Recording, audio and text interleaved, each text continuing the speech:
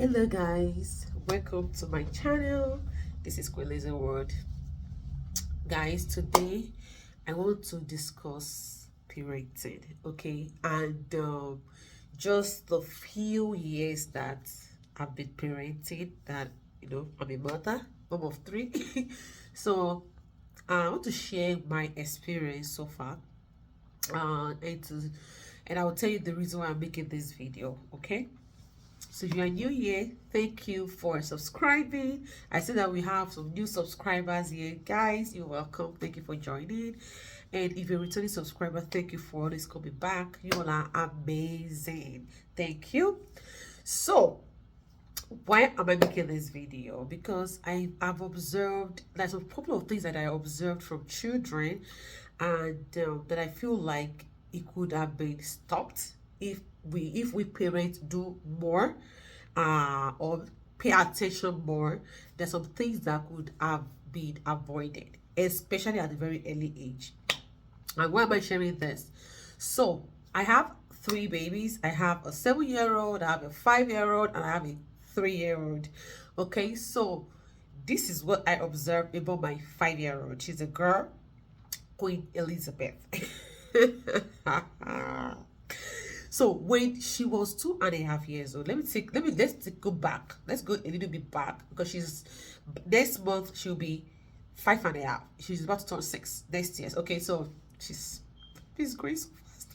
So I think she was 2.5 years, and she was in the children's, I think 2.5 years or 3. She was in the children's church, Sunday school, and I was there, one of the teacher at that time, and we went downstairs with other teachers, and I saw one of the teachers was telling her to do something, and she wasn't responding to her. So she stood and she was looking at the teacher, and I observed that she could be like that. If she says she doesn't want to do something, she made it. 2.5 years old. So she could say, do this thing, she'll be looking at you like this. She was that child, okay? So I saw that, and I knew that she can't be like this, and she's 2.5. So what would happen when she grows older? We can't do this. You can't be like this. So I observed it, and I addressed it with her during that particular service. I spoke to her, and I was upset. I was furious, and you can't be like this. You're a girl. So it ended, but she did it, but she did it like with attitude. Okay, 2.5 years old. So fast forward to when she turned 3, and then when she turned 3, I think it was 3, and when she turned 4. So she started swimming, going to swimming class, right? So because I love to engage them in extracurricular activities like swimming, art and craft. They go for martial arts, they go for STEM. So my babies are busy every week. Okay, so I'm that parent, Anton. Okay, so the teacher again is on the school. Then I have no one downstairs again. Okay, so teacher after 7, she called me and said, your daughter, we asked her to do something, and she refused to do it. I told her what to tell me what happened. So she explained everything to me. I'm like, what? She said she was told, and she said she wasn't doing it. Fast forward to 3.5. And I know that even in the house, like, when I say, could you get a book and read? She'll say, no, mommy, I don't want to read. Okay?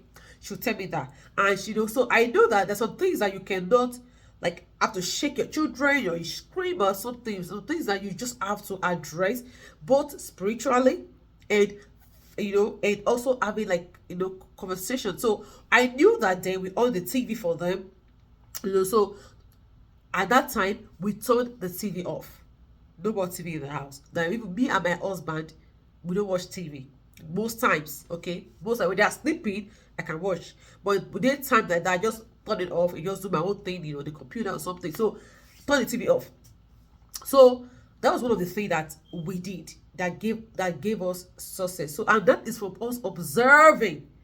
So, imagine we neglect and say, oh, she's just 3. She's just 3.5. But when the teacher told me that, the Sunday school teacher told me that, I said, that's unacceptable. So that day, the next day she had swimming. I canceled the swimming, and I told her the reason why I canceled the swimming. I'm canceling because your teacher told me you did not listen. It repeats itself again. All these activities, you don't do anything, and I mean it. I remember on the next Sunday, the teacher came to me. I was like, "Wait, what did you do?" Because even before she even asked any question, she has already raised her hand and give her the answer. I'm like, perfect, perfect. That is what I want to hear. Okay, so I was pretty, so it was from us observing and doing something. Imagine we had said, she just did our teacher, sorry, she's just a baby. And that is a mistake most of the parents make. She's just a child. She's just a girl. When she gets to this age, that is not true. You have, I knew I had to pray about it. I have to anoint her, pray, anoint her. At night, and say you listen, you do well, you act well. And also physically too, depriving her of things that she loves so that she knows better.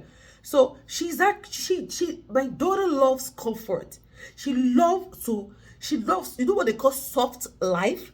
That's my daughter category. She doesn't like stress. Get a book and read. But I'll be looking at you like this. But I don't want to read. No, she'll start crying. Like you, she'll be crying. My daughter will be crying. Hey, God. I'm like, nobody do anything to you. Just go and pick a book and read. The TV was turned off. I enrolled them in the library. I started taking them to library. So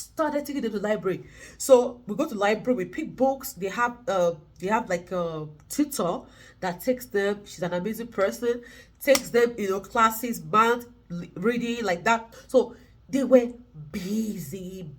So I started taking to the library. So what I did was, with the library, I took a library card for each for Queen Elizabeth and Davy, because Daniel is too small. So two of them have their own personal library card, plus me. Three of us, we have our library card, okay? So when we go get the books, I let them go around and pick the books themselves, intentionally. So they go there, they pick the books. When they get the books, then they come and they will line like they are like individually. Then they will give them the book and give them their library card themselves. Then they will put the book on their card. But so did the same thing. Then me too the same thing. So individual, we have to do that. I'm not returning your book. Sometimes maybe like they have to go to their tutor, they'll be already late. I might do that, but most times I make sure that they return the book, they pick their books themselves intentionally. So that was how it was. That particular aspect was addressed. It was addressed. So I knew that we can't keep doing this, and things had to be done. So we had to work together, even with his teacher, with our teacher, But today, the good thing today, it's amazing. We went for parent-teacher conference last month. I went. My husband had to go to church, so I went. So after work, I just branched, and I sat down, and she was telling me about my daughter. Oh my God.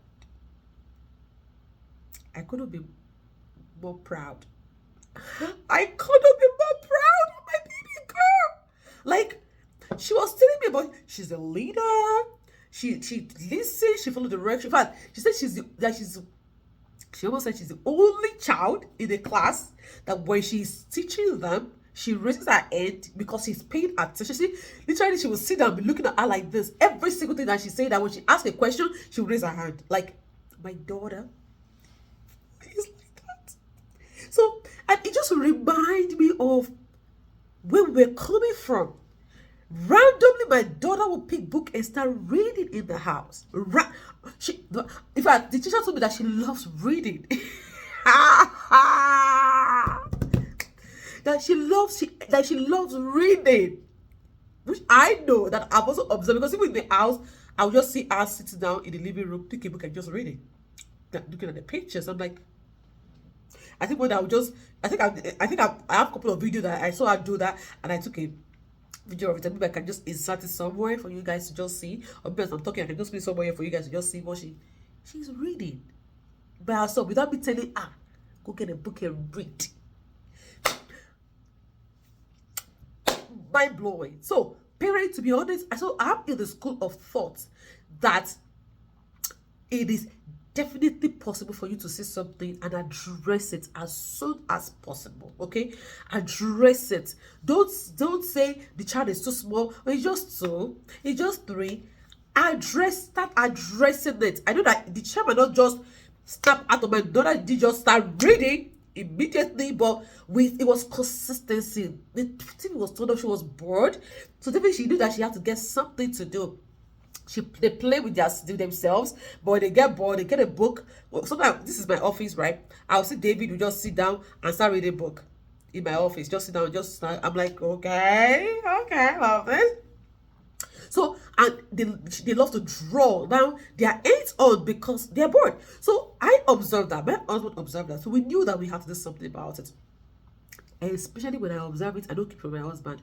I say, see what I'm observing, the will just attack it immediately. Like, let's address this. So we have to work together to make sure that we do what's needful, so that child can be better.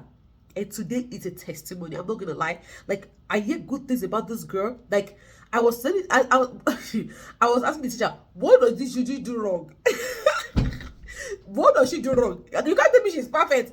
She said, to be honest, the only thing that she can say that she does, that she always tell her to like, don't worry about this people. It's just for her to worry about herself and leave others. Because apparently, when they're in the classroom and her classmates are making noise, they're playing, they're shouting, she will be the one to go and tell and say, Miss F, they're shouting, they're making noise. She would have said, they will get in trouble. You will not get in trouble. Just sit and worry about yourself. So that's the only thing that she knows she does, that she tell her to stop doing. Like, don't worry, just worry about yourself. They'll be all right. Don't let them not make you to not get in trouble. Leave them alone. If they're making noise, don't worry, we'll address it. So you just be a good girl, So that's the only thing she has to say about this girl. Mind blowing. She wasn't like that from day one. So when I hear things about this girl, that's one of the sign to me that every parent, you have work to do. You don't patch and say and make excuses. Address the situation. Address with the child. The child might not grow like overnight to just change. I won't say my daughter just get broke. She didn't do that, right? It was with time. She was growing, and we kept doing the same thing, trying our best. Okay, and gradually she became a better person. Now that they could tell me about my daughter in school, that my daughter listened and followed direction. My daughter is this. She's hands on. She wants to do the work. She wants to read. When she's not doing anything, she keeps a book and start reading by herself. Math, 100%. Everything she does, 100%. Mind blowing. See, when they get 100%, I'm not always surprised. I'm like, okay, I know you're smart. Okay. But Queen Elizabeth, that's it. She even got student of the month. Hey, God. That is it. So that shows me that as parents, we have work to do. Both praying about it and also doing something about it. Keep talking. Keep doing things. Keep depriving the child of things that they like. You don't listen, you don't do this thing. I'm not going to take you to art and craft. You're going to stay home. And you don't want to stay home because you see the home is boring. You're going to stay home and read. So you have to do the right thing. You want to enjoy. I am ready to spoil you. They know that. I'll spoil you. But you have to do the work. You have to put in effort. You have to do the right thing so that I can spoil you. So I don't know if a parent say that you're struggling with one or two things with your children or your child. Just get on it, get on your knees, and at the same time, talk to the child and do something about it. Say something about it. Track the child progress and make sure that the child is actually growing. And I pray that God will continue to help every one of us. And in the end, I pray that we all will not fail, erasing our children in the name of Jesus. The next video I'll be making is about Prince Daniel, because that one is a different child. So I'll make a video about him. Okay, so like this video, share this video to every parent out there. This is a parenting. Okay, share this video, and as usual, I leave you all in the hand of Almighty God. Thank you, and God bless you.